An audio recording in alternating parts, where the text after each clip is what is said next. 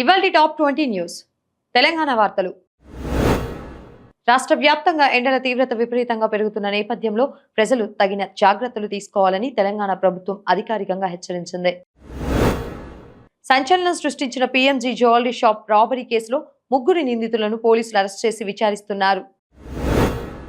రాష్ట్రంలోని ప్రధాన విశ్వవిద్యాలయాల్లో పీజీ కోర్సుల ప్రవేశాల కోసం నిర్వహించే సిపిజెడ్ దరఖాస్తుల కోసం స్వీకరణకు ఉన్నత విద్యా మండలి షెడ్యూల్ విడుదల చేసింది.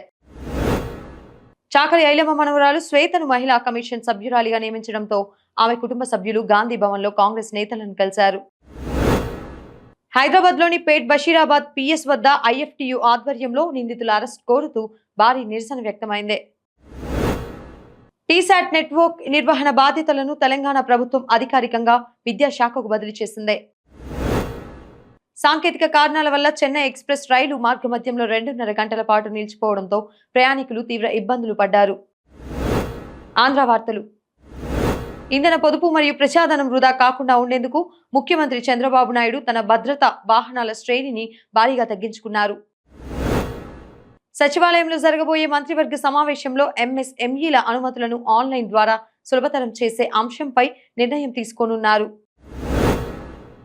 నైరుతి మరియు పశ్చిమ మధ్య బంగాళాఖాతం పరిసరాల్లో సుస్పష్ట అల్పపీడనం స్థిరంగా కొనసాగుతోంది. ఆర్థిక లావాదేవీల కేసు విచారణలో భాగంగా కావలిలో అర్ధరాత్రి 2 యువకులను కర్నూలు సిఐడి అధికారులు అదుపులోకి తీసుకున్నారు. నందిగాం మండలం కొండతెంబూరు జంక్షన్ వద్ద లారీ వ్యాన్ ఢీకొన్న ఘటనలో 2 ఒడిశా వాసులు ప్రాణాలు కోల్పోయారు. రాష్ట్రంలో కొత్త సంక్షేమ పథకాల కోత విధింపు ప్రణాళికలపై ప్రతిపక్షాలు ఫ్యామిలీ కార్డ్ అంశాన్ని లేవనెత్తుతూ విమర్శలు గుప్పిస్తున్నారు. అంతర్జాతీయ ఎగుమతుల మందగణంపై కోస్తా తీవ్ర ప్రాంత ఆక్వా రైతులతో మంత్రుల కమిటీ ప్రత్యేక సమావేశం నిర్వహించనుంది. జాతీయ వార్తలు. దేశవ్యాప్తంగా సంచలనం సృష్టించిన నీట్ యూజీ పేపర్ లీక్ కేసులో నాసిక్ నివాసితో పాటు మరో 5గురిని సిబిఐ అరెస్ట్ చేసింది. విదేశాంగ మంత్రి ఎస్ జైశంకర్ అధ్యక్షతన న్యూఢిల్లీలో బ్రిక్స్ విదేశాంగ మంత్రుల 2వ రోజుల సదస్సు అధికారికంగా ప్రారంభమైంది. అంతర్జాతీయ మార్కెట్ ఒత్తిడితో యుఎస్ డాలర్తో రూపాయి విలువ ఎన్నడూ లేని విధంగా అత్యంత కనిష్ట స్థాయి 95.80 మార్కుకు పడిపోయింది. అంతర్జాతీయ వార్తలు. అమెరికా అధ్యక్షుడు డొనాల్డ్ ట్రంప్ బీజింగ్ చేరుకొని చైనా అధ్యక్షుడు షీ జిన్పింగ్ తో తైవాన్ సరిహద్దు ఉద్రిక్తతలు, వాణిజ్య సవాళ్లపై కీలక చర్చలు జరిపారు.